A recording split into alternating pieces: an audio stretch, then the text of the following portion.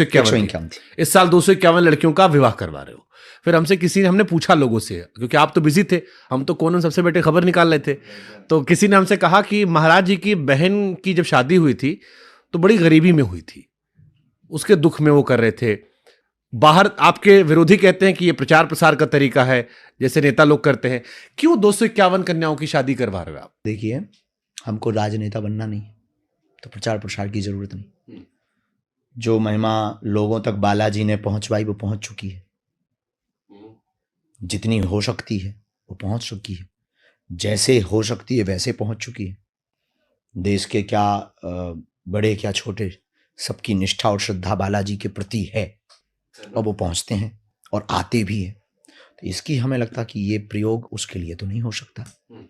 साल भर हम कमाई करके, कथा करके, दक्षिणा चढ़ोतरी लेकर बेटियों के विवाह में अगर खर्च करते हैं तो इसके पीछे क्या हो सकता?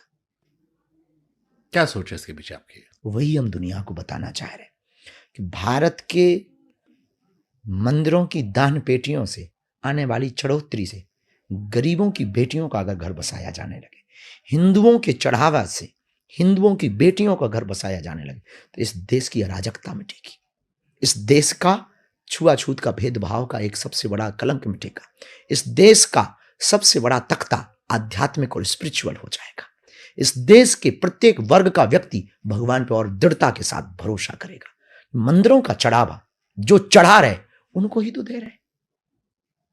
हम इस देश में एक नई लकीर खींचना चाह रहे हैं। हम इस देश में ना तो हमें सीएम बनना है, ना एमपी बनना है, ना